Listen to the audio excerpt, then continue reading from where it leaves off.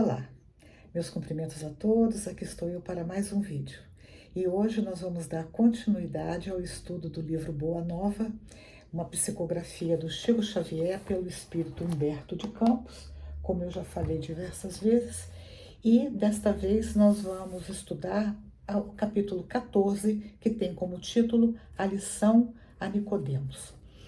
O Humberto de Campos, ele começa contextualizando o que estava acontecendo. Ele diz assim, em face dos novos ensinamentos de Jesus, todos os fariseus do templo se tomavam de inexcedíveis cuidados pelo seu extremado apego aos textos antigos.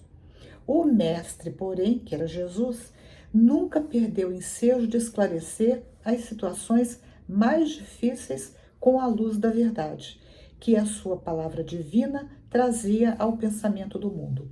Então, apesar da severidade dos fariseus, o mestre nunca se acovardou. Ele sempre falou o que tinha que falar. E isso é uma lição para nós. Porque quantas vezes nós nos retraímos quando nós sabemos, quando nós temos uma opinião na qual a gente acredita que nós sabemos que estamos certos, mas por covardia nós não nos posicionamos. Era grande o número de doutores, quer dizer, os doutores da lei, aqueles fariseus que já possuíam o mais alto grau de conhecimento, que não conseguiam ocultar o seu desentendimento e discordância com relação a Jesus.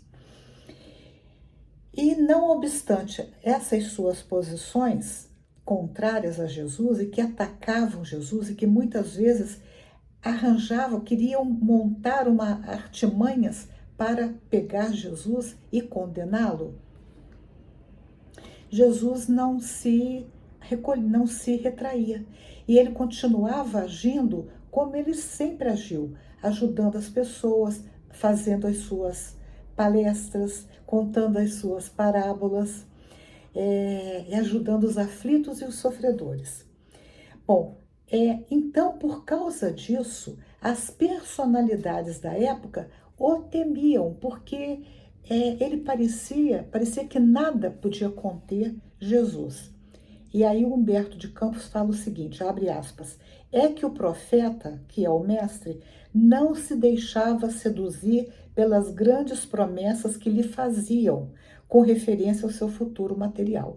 Então, os doutores, aquelas pessoas, tentavam comprar a consciência de Jesus, mas Jesus não se deixava seduzir.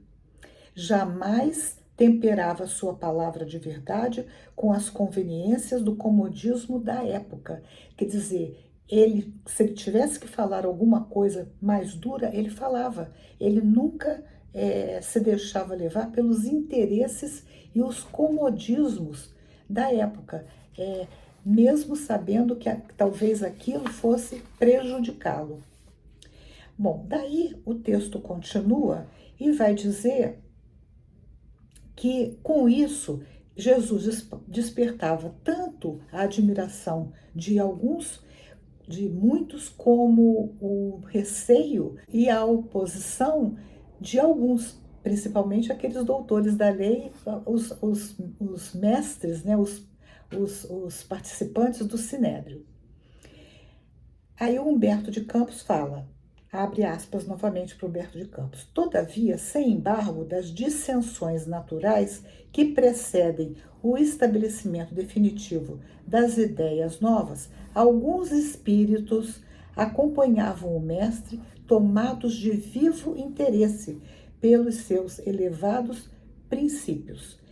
Entre esses figurava Nicodemos, fariseu notável pelo seu coração bem formado e pelos dotes de inteligência. Assim, uma noite ao cabo de grandes preocupações e longos raciocínios, porque Nicodemos, ele percebia que algo estava sendo tramado lá dentro do Sinédrio contra Jesus. E tinha havido grandes discussões em torno disso. Então Nicodemos ficou muito preocupado e ele resolveu então procurar Jesus, em particular, seduzido pela magnanimidade de suas ações e pela grandeza da sua doutrina salvadora. O Messias estava acompanhado de apenas 2 dos seus discípulos, que eram André e Tiago, e recebeu a visita com sua bondade costumeira. Bom, aí, depois que eles fizeram as saudações iniciais e tal, o Nicodemos pergunta para o mestre: Mestre, bem sabemos que vindes de Deus, pois somente com a luz da assistência divina poderíeis realizar o que tendes efetuado, mostrando o sinal do céu em vossas mãos. Quer dizer, Nicodemos reconhecia que Jesus produzia milagres, fazia coisas que não eram comuns para os homens normais. Tanto é que ele fala, olha, mostrando o sinal do céu em vossas mãos. Tenho empregado a minha existência em interpretar a lei. Que lei? A lei mosaica. Mas desejava receber a vossa palavra sobre os recursos de que deverei lançar a mão para conhecer o reino de Deus. Então aqui nós temos duas coisas importantes, né? A humildade de Nicodemos para, apesar, né, de ser um membro do Sinédrio, e ele era um doutor da lei, ele era um dos professores do Sinédrio, tinha seguidores, mas ele humildemente vai procurar Jesus. Essa é a primeira lição. A segunda é que ele reconhece a importância de Jesus e o diferencial de Jesus, porque ele fala, tem algo no Senhor que é diferente, porque produz esses sinais dos céus. E a terceira coisa é que ele admite também que lhe faltava conhecimento para conhecer o reino de Deus. Aí o Humberto de Campos continua dizendo que o mestre sorri, amigável para Nicodemos, e diz: primeiro de tudo, Nicodemos, não basta que tenhas vivido a interpretar a lei, porque o Nicodemos interpretava a lei, mas com os recursos materiais que ele dispunha. Jesus vai falar para ele que ele precisava sentir a lei. Mas Jesus continua: em verdade, devo dizer-te que ninguém conhecerá o reino do céu sem nascer de novo. E isso surpreende o Nicodemos, que responde: mas como pode um homem nascer de novo sendo velho? Interrogou o fariseu, quer dizer, interrogou o Nicodemos, altamente surpreendido. Poderá, porventura, regressar ao ventre de sua mãe? Quer dizer, aqui ele está falando realmente de voltar ao ventre, quer dizer, ser um bebezinho. Então ele está entendendo que, nós podemos entender aqui que ele está falando de reencarnação. Bom, o Messias fixou nele os olhos calmos, conscientes da gravidade do assunto, e acrescentou: em verdade, reafirmo-te ser indispensável que o homem nasça e renasça para conhecer plenamente a luz do reino. Então, o que o Humberto de Campos está nos dizendo? Que nós não temos condição de conhecer plenamente o reino de Deus através só de uma reencarnação. Nós precisamos ter múltiplas existências, e em cada existência nós vamos ampliando o nosso conhecimento e entendendo melhor e mais do que se trata, ou melhor, do que trata o reino de Deus. Aí o Nicodemos ainda insiste. Entretanto, como pode isso ser? Perguntou Nicodemos. E Jesus fala: és mestre em Israel e ignoras estas coisas? É natural que cada um somente testifique aquilo que saiba. Porém, precisamos considerar que tu ensinas. Quer dizer, você é mestre e você não sabe dessas coisas? E apesar disso, não aceitas os nossos testemunhos. Quer dizer, Jesus estava falando do que ele sabia, ele estava testemunhando isso. Bom, aí o Nicodemos, meio que atordoado, ele acaba saindo, deixando aquele recinto e fica então ali com Jesus os seus dois discípulos, o André e o Tiago, que dão continuidade àquele assunto que para eles também tinha sido meio que enigmático. E aí eles conversam com Jesus e estavam surpreendidos em função da conversa que tinha havido entre Jesus e Nicodemos. Ainda Jesus fala assim: por que tamanha admiração em face dessas verdades? E agora Jesus vai fazer uma comparação com a natureza. Olha que beleza. As árvores não nascem depois de podadas?